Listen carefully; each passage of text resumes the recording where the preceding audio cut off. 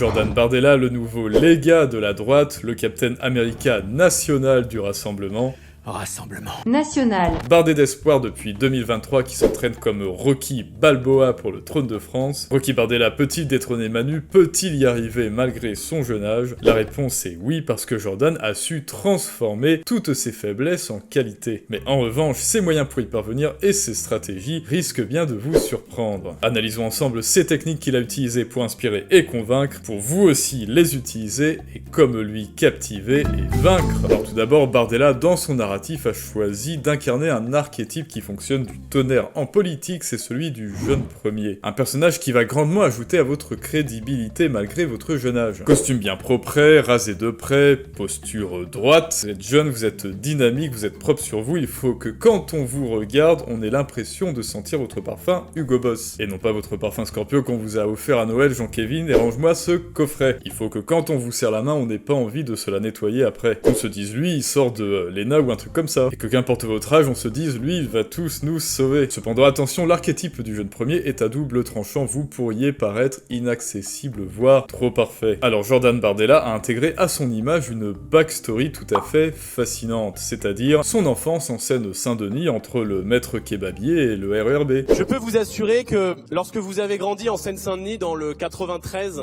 vous êtes exactement au bon endroit. Extrêmement important, vous devez vous humaniser, et quoi de mieux que d'utiliser le storytelling de la Hesse. La Hesse, vous connaissez la Hesse? Très largement utilisé par les influenceurs business qui vous tiennent à peu près ce langage. Ouais, moi vous savez, quand j'ai commencé la vie, je n'étais qu'un indigent, je n'avais pour seul leg que mon slip, mon couteau et pas d'argent. Puis après un travail sur moi et des efforts acharnés et de main combat, j'ai réussi à me hisser dans la société et à devenir seigneur du RN. Tout d'abord ma mère, qui m'a élevé dans la difficulté financière de Drancy à Saint-Denis, qui ne possédait pour seul patrimoine que la dignité d'une femme de devoir et le courage des gens qui se lèvent tôt pour un salaire de misère. Avec mon père, c'est elle qui m'a appris les vertus du travail et l'exigence de l'honnêteté. Enfin vous inquiétez pas, vous avez parfaitement le droit d'avoir eu une enfance heureuse, mais que ce soit une enfance réelle ou factice, vous servez à votre public le voyage du héros et son récit transformateur. Vous êtes arrivé au bout du voyage après maintes difficultés, et c'est pour ça que l'on doit vous écouter, que vous êtes légitime à accéder au trône. Dans la cité de Saint-Denis où j'ai grandi, que j'ai appris la valeur humaine des gens et ressenti le devoir moral de mettre mon énergie au service des sans-voix, des plus modestes et des plus méritants. C'est ça et ça avant tout qui va vous humaniser et vous rapprocher de votre public. N'oubliez pas toutefois, vous faites de la politique, ce qui fonctionne le mieux, c'est pendant que vous vous humanisez, ne pas oublier de déshumaniser l'autre, l'adversaire. Vous êtes dans un combat moral avec cet adversaire et ses valeurs, et les siennes, elles sont indignes et inhumaines.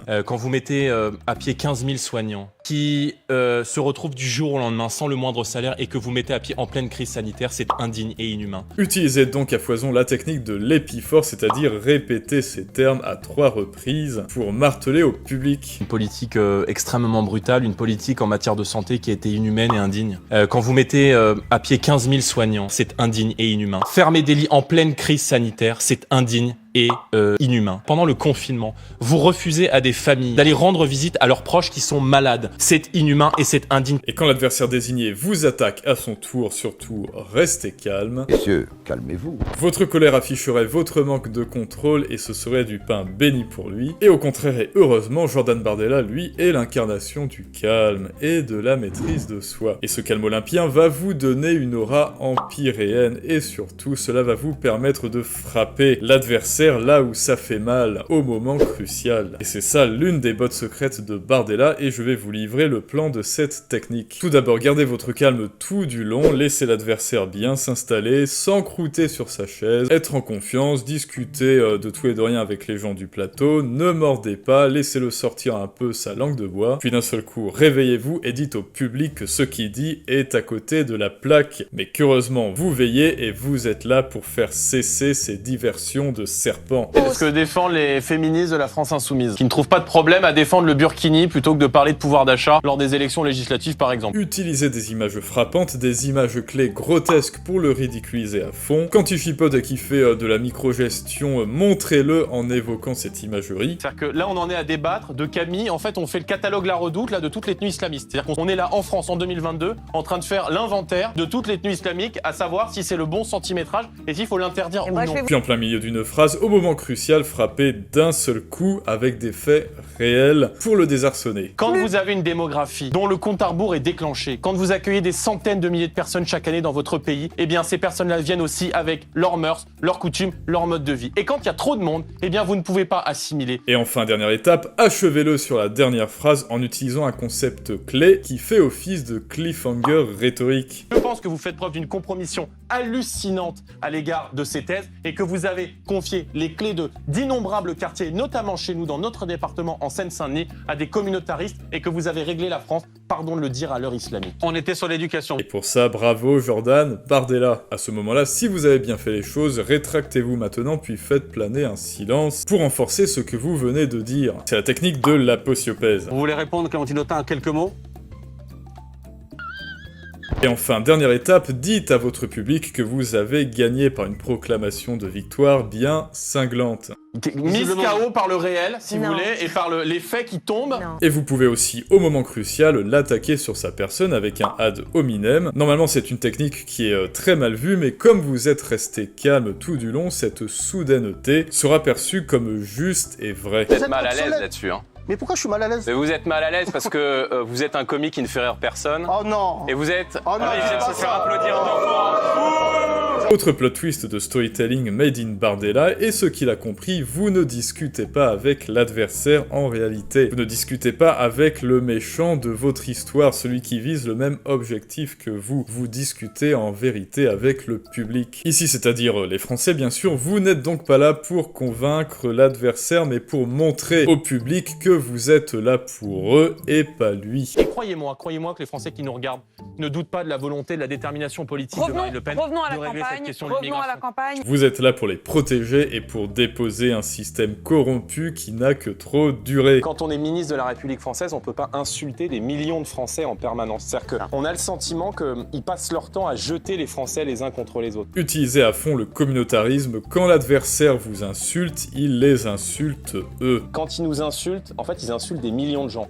Ils insultent des millions de Français. Et ça tombe très bien ça parce que Jordan Bardella est jeune, c'est un caméléon, il parle un langage simple, il utilise des mots-clés simples, symboliques et précis. Il faut protéger les portes de l'Europe. Parce que la solution à ce qu'on vit à la porte de la Chapelle à Calais, elle se trouve aussi dans une réponse européenne. J'ai un impératif, c'est de protéger le peuple français. Des images clés, des symboles pour illustrer son combat. La France, ça n'est pas un hôtel, la France, ça n'est pas un guichet social. Dans les allocations familiales, ça doit être réservé aux familles françaises. Et aujourd'hui, l'Union européenne se comporte comme une hôtesse d'accueil pour migrants. Et tout ça sur un ton TikTok qui fait des milliers de vues, il a les mêmes outils que l'audience qu'il vise. Il peut donc paraître encore plus sympathique et proche d'elle. Les gens, ne l'oubliez pas, ce sont vos amis et vous les connaissez personnellement, chacun d'entre eux. Je pense que les Français sont extrêmement lucides et je pense qu'ils sont un peu plus objectifs qu'une partie du service public. Vous savez ce qu'ils ressentent au plus profond d'eux-mêmes, vous connaissez leurs angoisses. Les Français ressentent qu'ils n'arrivent plus aujourd'hui à boucler leurs factures. Ils ressentent qu'il y a une situation d'insécurité qui est partout dans le pays. Vous devez donc les rassurer, être là pour eux, les chouchouter, calmer leurs craintes. Et ce notamment sur votre identité, sur ce que vous représentez et sur votre parti. Vous devez dire qu'il a changé. Le Rassemblement National n'est pas le Front National. D'être critique vis-à-vis de la politique d'immigration, on a le droit de l'être ou